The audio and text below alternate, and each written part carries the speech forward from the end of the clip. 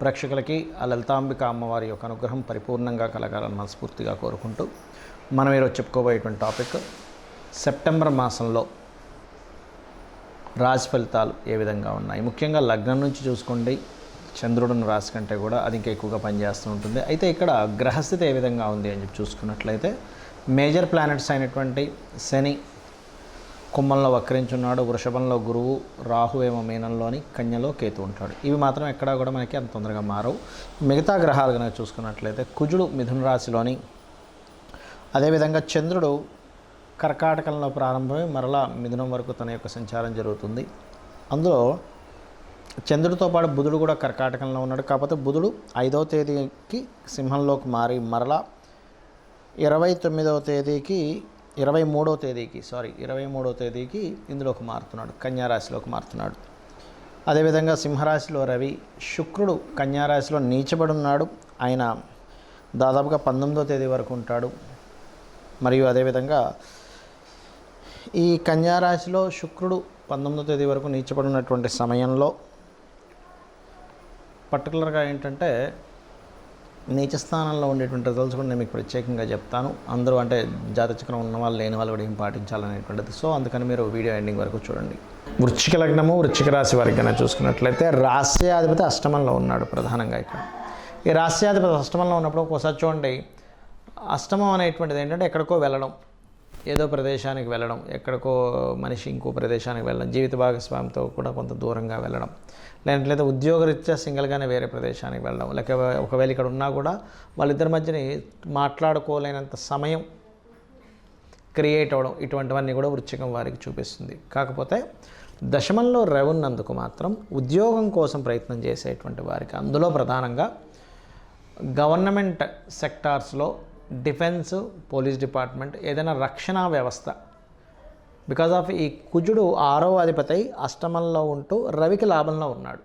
అంటే లగ్నాధిపతి రవికి లాభంలో ఉంటూ రవి దశమ స్థానంలో తన ఓన్ హౌస్లో ఉన్నందుకు ఏంటంటే గవర్నమెంట్ ఉద్యోగం కోసం ప్రయత్నం చేసేటువంటి వారికి ఇది మంచి సమయము, అందులో ఎటువంటి సందేహం లేదు. కాకపోతే బిజినెస్ డీల్స్, షేర్ మార్కెటింగ్ ఇటువంటి విషయాల్లో కాస్త జాగ్రత్తగా ఉండండి. విదేశీ ధనయోగం కూడా మీకు ఏర్పడుతుంది. కాకపోతే వృశ్చికం వారికి ఈ అర్ధాష్టమ శని యొక్క ప్రభావం తగ్గుతుంది. బికాజ్ ఆఫ్ 4వ స్థానంలో ఉన్నటువంటి శని భగవానుడు వక్రించి 3 వైపు వస్తున్నందుకు గతంలో ఏవైతే మీరు ఒక ప్రాపర్టీ అమ్మేద్దాం అనుకున్నారో, ఆ ప్రాపర్టీ అమ్మి ఇంకోటి ఏదో బిజినెస్లోనో, ఇంకోటి ఏదో ఇంట్లో శుభకార్యానికో దేనికో వాడదాం అనుకుంటుంటారు. అటువంటి వాటికి వృశ్చికం వారికి శని వక్రగతి అనేటువంటిది ప్రాపర్టీ అమ్మడానికి, ప్లేస్ మారడానికి చాలా అనుకూలంగా ఉంది. సంతానం మరియు వివాహ సంబంధించినటువంటి నిర్ణయాలు ఇటువంటివి వీలైనంత మట్టుకు మీరు 19వ తేదీ తర్వాత తీసుకోవడమే మంచిది. సంతానం విషయంలో పెద్ద ఇబ్బంది ఉండదు. కాకపోతే సంతానం సంబంధించినటువంటి విషయంలో 2వ సంతానం కోసం ప్రయత్నం చేసేటువంటి వారికి అనుకూలంగా ఉంటుంది ఇప్పుడున్న పరిస్థితి. కాకపోతే రాహు పంచమంలో ఉన్నందుకు కొంత ఇల్యూజన్స్, ఇమాజినేషన్స్ పెరుగుతుంటాయి. రాజకీయ నాయకులకు మంచిదే చెప్పాలంటే ఈ యొక్క కాంబినేషన్ అనేటువంటిది. అలాగే మరొక విషయం ఏంటంటే గర్భవతులు కొంత జాగ్రత్తగా ఉండాలి. మీరు చేయవలసిన దేవత ఆరాధన ఏమిటి? దుర్గా దేవి యొక్క ఆరాధన చేయండి. నవగ్రహాల్లో శుక్ర, కేతు, రాహు గ్రహాల దగ్గర దీపారాధన చేయండి. ముఖ్యంగా వ్యాపారస్తులు ఓం ఇంద్రగోప పరిక్షిప్త స్మరతూనా భజంగికాయై నమః అనే మంత్రం చేయండి. అన్ని విధాలా మీకు బాగుంటుంది.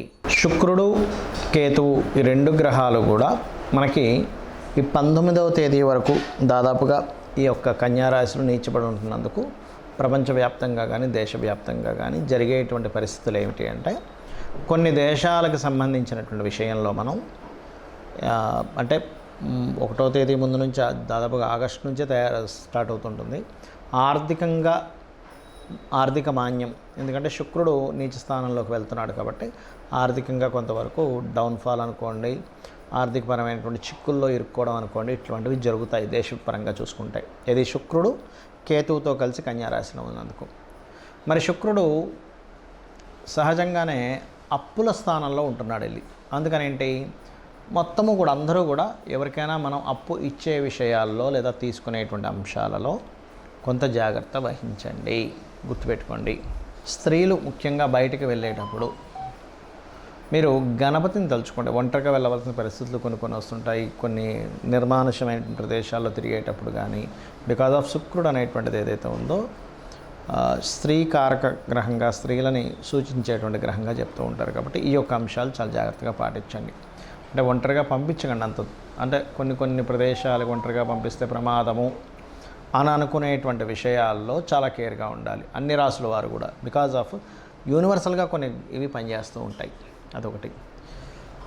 అదేవిధంగా అందరికీ కూడా ఈ మాసంలో 17వ తేదీ వరకు రవి ఓన్ హౌస్లో ఉంటున్నాడు. కాబట్టి ఆరోగ్యానికి సంబంధించినవి ఎవరైతే పాటిస్తుంటారో, అందులో ముఖ్యంగా ఈ ఆగస్ట్ 16వ తేదీ నుంచి సెప్టెంబర్ 17వ తేదీ వరకు ఉన్నటువంటి కాంబినేషన్ ఏదైతే ఉందో, టైం అంతా కూడా మీరు ఆరోగ్యం గురించి పాటించేటువంటివి ఏవైతే నిర్ణయాలు తీసుకుంటారో అవి ఖచ్చితంగా మీకు ఇంప్లిమెంట్ అవ్వడం వల్ల మీ ఆరోగ్యం కుదురుపడుతుంది. అంటే అనారోగ్య సమస్యల నుంచి బయటపడము. యూనివర్సల్గా ఏదైనా ఒక ప్లానెట్ పలానా ప్లేస్లో ఉన్నప్పుడు యూనివర్సల్గా అందరికీ పనిచేస్తుంది కాంబినేషన్ అనేది, ఒక రాశి వారికి ఒక లగ్నం వారికి అని కాకుండా. ఈ శుక్రుడికి, నీచబడ్డ శుక్రుడికి గురువు యొక్క బలం కొంత ఉంది. దీనివల్ల ఏమిటంటే ఉపాసనలు చేసేవారికి మరియు ఏదైనా దీక్షలు తీసుకునేటువంటి వారికి కూడా కొంతవరకు ఇది సపోర్టివ్గా ఉంటుందని చెప్పుకోవచ్చు. మరి ఎంతసేపు మనం ఈ గోచార ఫలితాలైనా మన జన్మజాతక ఫలితాలు కూడా ఉంటాయి అంటే ఖచ్చితంగా మన జన్మజాతక ఫలితాలే చూసుకోవాలి. ఎందుకంటే మీరు ఏదైతే పూర్వజన్మలో చేసిన కర్మ ఏదైతే ఉందో, అది బ్యాడ్ కర్మ కావచ్చు, గుడ్ కర్మ కావచ్చు, తెలిసో తెలియకో చేసింది కావచ్చు, అది పర్టికులర్గా 12 భాగాలుగా విడిపోతుంది. మీ యొక్క లైఫ్లో మీ యొక్క స్థితిగతులు ఏమిటి అనేది మీ లగ్నం బట్టి తెలుస్తుంది. కష్టపడి బ్రతుకుతాడా లైఫ్ అంతా కూడా, లేనట్లయితే ఒక ఏజ్ వరకే ఎలా ఉంటుందా, దాని తర్వాత బాగుంటుందా, అది అన్ని విషయాల్లోని, నాట్ ఓన్లీ మీ పర్సనల్ విషయం అనే కాకుండా మీకు ధనం సంపాదించే విషయం కానివ్వండి, మీ కుటుంబ సభ్యుల విషయంలో కానివ్వండి, మీ యొక్క సిబ్లింగ్స్తో ఉండేటువంటి అంశాలు కానివ్వండి, మరియు అదేవిధంగా మీ యొక్క ఆస్తికి సంబంధించిన విషయాలు కానివ్వండి, అంటే ప్రాపర్టీ ఎప్పుడు కొనాలి, జ్యోతిష్శాస్త్రం ఎప్పుడు కూడా ఏం చెప్తుందంటే మీకు రూట్ చూపిస్తుంది. ఆ రూట్లో వెళ్ళేటప్పుడు మీకు లైఫ్లో ఎటువంటివి సంఘటనలు ఎదురవుతాయో చెప్తుంది.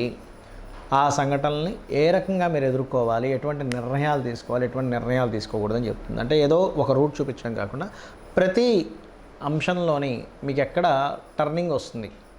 మనం చూడండి, ఒక దగ్గరికి వెళ్తుంటాము, ఇక్కడ మీకు టర్న్ ఉంది, ఇక్కడ మీకు స్లోప్ ఉంది, ఇక్కడ మీకు స్పీడ్ బ్రేకర్స్ ఉన్నాయని తెలుస్తున్నప్పుడు మనం జాగ్రత్తగా వెళ్తుంటాం. ఆ రకంగా ఏంటంటే జ్యోతిషం అనేటువంటిది వెలుగుని చూపించేది. మరి చాలామంది అంటారు ఏమండి మనం కర్మలో ఉన్నట్టుగా జరుగుతుందని. అది కూడా కొంతవరకు కరెక్ట్. ఎప్పుడు బలీయమైన కర్మ అంటారు. అంటే ఇంక తప్పదు అన్నప్పుడు పర్టికులర్గా ఆ కర్మ తీర్చుకోవడానికి భూమి మీదకి వచ్చినప్పుడు దాని ప్రభావం ఉంటుంది. కానీ మిగతాదంతా కూడా ఆ యొక్క కర్మని తొలగించుకునేటువంటిది కూడా ఉంటుంది. తొలగించుకునేది లేకపోతే ఆ శ్రీకృష్ణ పరమాత్మ తన యొక్క కుమారుడైనటువంటి అతనికి చర్మవ్యాధి, శాపవశాత్తు చర్మవ్యాధి వచ్చినప్పుడు నువ్వు నీ కర్మను తగ్గించుకో అన్నప్పుడు అతను సూర్య నమస్కారాలు లేకపోతే సూర్యుడికి సంబంధించిన ఆలయాలు కట్టో 7 సంవత్సరాల పాటు దానికి సంబంధించి చేసి ఎలా తగ్గించుకున్నాడు, నా కర్మ ఇంతే అని ఎందుకు వదిలేయలేదు అనేటువంటిది మనం ఒకసారి ఆలోచించుకోవాలి. దశరథ మహారాజు కూడా సంతానం లేనప్పుడు మరి సంతానం లేదని అనుకున్నాడు, లేకపోతే పుత్రకామేష్టి యాగం చేసి సంతానాన్ని పొందాడా. ఇలా 1 కాదు 2 కాదు, మన పురాణాల్లో వాటిలో అన్నింటిలో కూడా చెప్తుంది ఏమిటంటే ఆ యొక్క సమయంలో ఆ కాలంలో యాగాలు హోమాలు చేశారు. ఈ యొక్క కలియుగంలో నామస్మరణ, కేవలం అమ్మవారి నామము లేకపోతే విష్ణునామము, శివుని యొక్క నామము తలుచుకోవడం ద్వారా మన కర్మ తప్పకుండా దగ్ధమవుతుంది. వీటన్నిటికంటే గొప్పగా ఏంటంటే సూర్య నమస్కారాలు కూడా ఇంకా చక్కగా పనిచేస్తాయి. అందరికీ అన్నీ తెలియకపోవచ్చు, కానీ రోజు సూర్య నమస్కారం చేసుకోండి. ఖచ్చితంగా మీరు ఏదైతే ఇబ్బంది పడుతున్నారో, ఉద్యోగమనో, వ్యాపారమనో, వివాహమనో, ఇవన్నీ కూడా మీ కర్మ దగ్ధం అవ్వడం ద్వారా మీరు అనుకున్న గోల్ మీరు రీచ్ అవ్వగలుగుతారు.